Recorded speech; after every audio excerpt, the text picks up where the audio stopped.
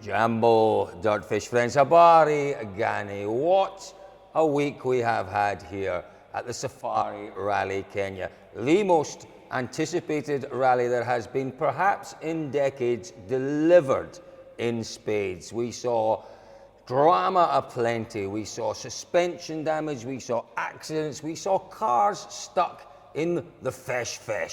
It's my favourite word of the week, David Evans. There was a lot of talk in the build-up to this event about just how tough, how rough it might be. You know, it really did deliver everything we expected it to. It certainly did, or at least it did for 2 of the 3 days. You know, I think it's fair to say that Saturday was quite calm. But is that not the perfect rally? For me, that's the perfect rally. It changed, the characteristics of the stages changed from that Friday where we saw just chaos out in the stages to something a little bit more controlled. Yeah, but don't forget, Tanak, you promised us after the appetizer on Friday, the main meal on Saturday. And yeah, it didn't. I mean, what was great was at the end of Saturday was the weather. Yeah. You know, we'd had the rough roads, we'd had the mechanical difficulties, we'd had great driving, and then came the weather. We did. So, we mentioned Tanak there. I tell you what, it's a good time, before we launch into our analysis of what happened, let's give you the top 10 at the end of the 6th round of the FIA World Rally Championship. So here we go. Sebastien Ogier picks up his 4th win of the season. Takamoto Katsuta in 2nd, picking up his very first WRC podium. In 3rd, Tanak. He's on the podium for the first time since February. Adrien Formeau, 4th place overall, and his first ever stage win in the WRC. Gus Greensmith, with a very, very disciplined drive, is in 5th. Kali Rovanpera is in 6th. Onkar Rai, many congratulations to him, the first of our Kenyan drivers home, in 7th. Karan Patel is in 8th. Carl Flash Tundo is in 9th. And Alvin Evans, after his problems, scraped into the top 10 and claims 1 point in 10th place. So David, let's talk first, clearly, about Sebastien Ogier. He had those problems very early on. He clipped that bank, didn't he? Got very ragged.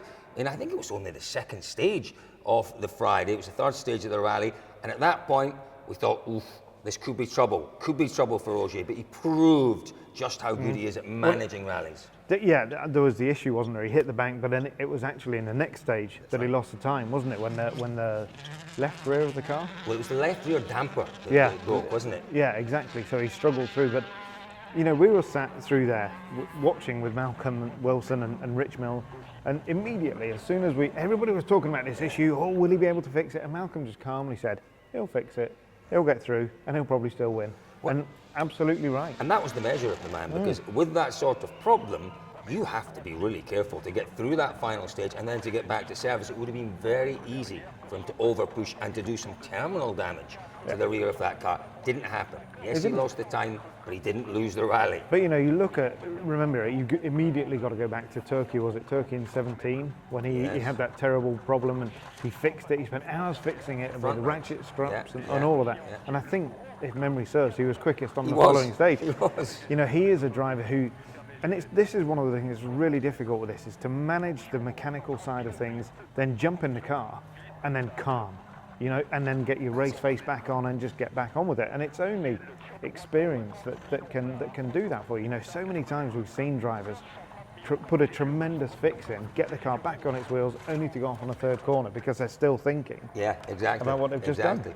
How important do you think it was to Ogier to add a Safari rally to his enormously impressive list of victories? It's a difficult one because, you know, he's not a driver that has... You know, he doesn't look back in history. He hasn't got a great history in the sport. He's not a Jari-Matti Latvala who would absolutely do anything for a Safari win, isn't he? You know, you talk to Sebastien about, you know, which is your favourite car from the 80s, and he's not really sure. You know, he's not hugely into the historical side of the sport. But it's ultimately, in the modern day of World Rally Championship, this is the toughest rally. No so, question. You know, he's won the Monte, he's won Finland, he's won everything. Yeah. So he hasn't won Argentina. I think so. He's won Greece, has he? Greece is obviously a rough, tough event. But this is rougher and this is tougher. But what he's done here, it was rougher and tougher. And what he's done is he's done something that Sebastian Loeb Never did. Never did. Clearly. So, Yeah. so maybe that's something that'll go down well. For him. Many congratulations to Sebastien and Julian. I thought it was once again a magnificent performance. That's two rallies in a row where he's been first on the road, where you might have said, will he struggle? Might he struggle? Might he not struggle? And he's won them. And That's the one aspect I don't think we've really got to the bottom of. How much did the road change? Where was best on the road on Friday? We don't know. I think, there were so many other issues. We didn't even discuss it, did we? I think actually wherever you were on the road, it was Africa, so it was going to be mad. But for me, the stage where Ogier won this event was in the rain in Sleeping Warrior Saturday night. That was unbelievable to deal with the car. Our superb scientific experiment demonstrated perfectly how slippery it is. And the one thing we didn't really talk about last night, that consistency of fresh, when you add the water, it sticks into the tyre, and the tyre, the tread pattern stops fails. working. It completely stops working, and it's just that slime on top of slime. And Ogier talked about that moment as he came over the hill at 160 kilometers an hour, touched the brakes, whoosh, for 100 meters. Yeah. He'd lost the car, and he picked it up and he got it through the next corner. I mean, that's just the mark of a champ. Again, as I say, a hugely impressive performance. Let's talk then about the man in second place, Takamoto Katsuta. He continues to impress this year. He'd have had a plan. He'd have a plan in terms of building his consistency, building his pace, challenging for podiums. He's got to be 6 months, maybe a year ahead of that plan. 3 sixth places, a 5th place, 2 4th places, a 2nd place. What? Something like that. I think that's almost right. Was there? I thought it was 6th. What round are we on? Something it was 6th, like 4th. Yeah, something like that. It's been impressive. And very impressive. Not just the pace and the consistency, but the progression and the confidence. And you can see the confidence in him. He's competing at the top. But it's not just, we saw him 6th in Monte and he wasn't happy. He wasn't happy with that result. Then we saw, I think in Finland there was some progression, but again, still not quite happy. But now what we're seeing is the gap. The gap to the leader is coming right down, and the performance is really there. He's getting those early results through consistency, but now it's the speed and the speed. And at no point, even in the power stage, sometimes with those drivers, you watch it and you're like, you're waiting from corner to corner. There was none of that. He looked completely self-assured. He's disciplined. He's got a huge discipline. And what I really liked was, when he had that issue, I think, again on the Friday with the hole in the radiator, he was really disciplined, both him and Dan at the side of the car, working hard, no real dramas. They didn't get too excited. They fixed the problem. They went into the next stage and he dealt with it. And I like the look of Takamoto Katsuta. I think he's got a big future. And he's got, with Dan Barrett alongside, he's got a co-driver with vast experience already, and somebody who's been through pretty much everything and can keep it calm. But it's kind of curious that Japanese drivers do have a great history in Africa. You look at Kenjiro Shinazuka won twice in Ivory Coast.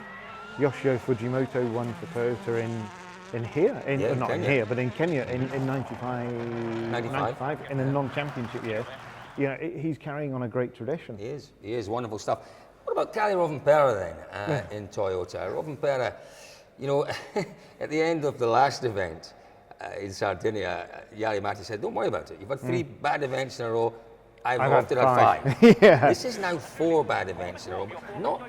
We can't say not his fault because other drivers got through that. But very unfortunate. Really and he was showing great pace, really great pace once again up to that point. Led the rally, exactly. with leading the rally, and like you say, great pace without apparently even trying. Was always quite surprised at the speed that he was showing. That what happened to him, it could have happened to anybody. He just completely understandably, a human instinctive reaction when you can't see where you're going. Shut your eyes as you're walking through that door. You're probably going to stop. Because but you say that, but these rally drivers are a breed unto themselves. And we've seen it before. They get into the most remarkable situations. If they're in a ditch, you and I are on the brake, jumping out the car, foot planted. They have the ability to do what is not natural in certain circumstances. But he had to slow down. You're right. I mean, he couldn't see anything. But quite a few years ago now, I did a Dakar test with Stefan Petter I thought you were Hansel. going to say I did a Dakar. I did a test with Petter Hansel. We were somewhere, Chateau Les Stores or something. No. We were in the Peugeot, and we flew over this crest, and Petter Hansel landed the thing right in the middle of a puddle that the rain had come overnight. He tested the day before, so he knew the road a little bit, and the screen completely filled with water. You couldn't see. And he purposefully, told me later, he left the wipers off for 3 or 4 seconds and he kept it pinned.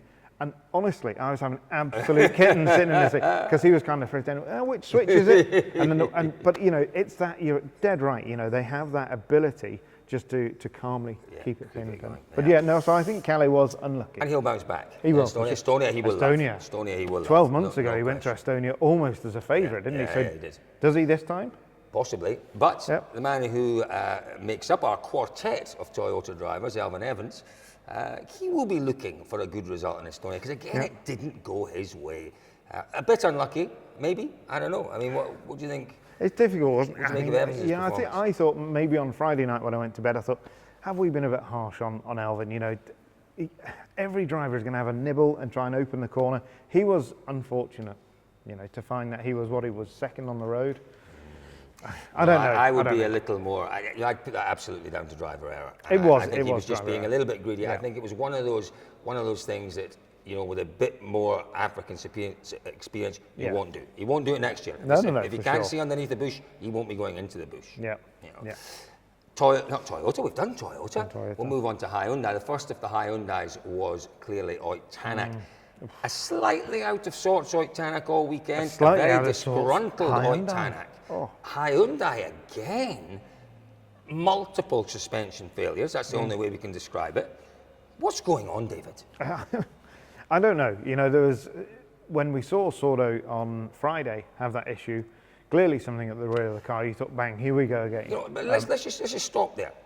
You know, we don't know exactly what's happened with any of these Hyundais because we don't get told. So what we're trying to do is to work out what's happened from what we've seen. And I think what we can say is that there is an absolute pattern here and there is a problem. There is, and you know, we do our digging, don't we, Colin? We're not allowed anything from Mr. Adamo. He won't tell us anything, doesn't talk about technical matters. Told us that in 2019 when he started. We respect that, but we still do a bit of digging. There's been issues with wishbones, you know, all sorts of suspension issues. To try to combat that here, they put more protection than ever around the car. And it didn't work. It worked for 2 and a bit days. You know, arguably it worked on Tanak's car, didn't it? No, but Tanak, there is no question Tanak had a very different approach from poor Thierry Neuville. Now, you could argue that Neuville's pace was remarkable. I mean, he won one stage, 20-odd seconds. Amazing pace. So is there an argument that Thierry Neuville was pushing too hard? Well, it was a failed damper. We know that much, wasn't it? And we know that they have a certain number of sets of dampers. They rotate them. They take the damper off the car at the end of one day. They refettle it. Then they'll put it back on at the end of the next day. Who knows? You know, potentially they used that damper on Friday. It went through a lot of wear, and there's stuff that, you know, he may not have seen in there. The technicians may not have seen. They put it back on the car and it's failed. We don't know. It could have just been a bad batch. It could have been a brand new damper that came out of a bad batch. We don't know, but fundamentally, it doesn't matter because the result is the same. It's a DNF. It's a DNF. It's the third rally in a row that perhaps they should have won. Perhaps they should have won. They should perhaps have won in Portugal. They should have won. Probably won in Sardinia, and they could have. Well, they definitely should have won here. They definitely should have won here. It's, you know, I've got to be honest. You know, this is a fairly disastrous season right now for Hyundai. You know, there's no way, you can't dress this up anymore. No. It's a shocker. It is. It is a shocker. And the frustration we've seen from Tanak, and Tanak said, is the speed in the car is massive. Yes, and this is where they may well bounce back. It's Estonia, Estonia has to be the turning point in the season for them. Yeah, it has to be. Yeah. MSport, the MSport boys. Wow. What a result. Yeah. What a result. 4th and 5th.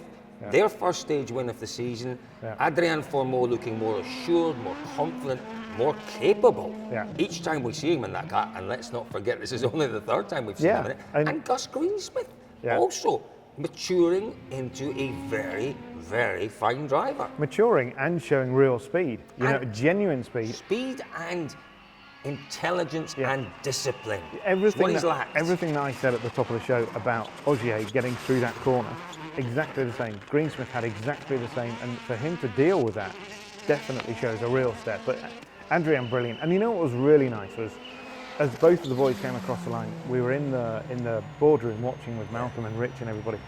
It was great. You kind of really got this wave of emotion from them that they'd done it, and it's a step, you know, because what the future for this company is immense. You know, with the 2022 car they're building, it will be a brilliant car. It will be, no doubt. If I was betting, I would say it's going to be the best car. But who's going to drive it? You know, that's the issue. And we've got Adrian Fourmeau's car. Adrian Fourmeau is right now laying the foundations for what could be a great career. Because Glorious career. Yeah, really absolutely. So no, really super strong and really nice that they've bridged that. 19 years ago, it was Colin McRae that won 2002, and they're still here. That's the most remarkable thing. And you know, Malcolm said since Monty in 2002, they have scored points on every round from there to here. 19 years, amazing performance. And they've been very kind to us as well. Oh, they've been Thank you magnificent to us. Yeah, big thank you to everyone at MSport.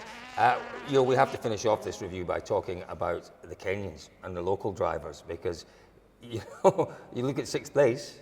Points in the championship, 6th, 7th, 8th and 9th for the locals. The rally itself, the support from the local drivers, the support from the local community, the way that WRC has been received, and we've seen it at DirtFish with the amount of interaction we've had with Kenyans this weekend.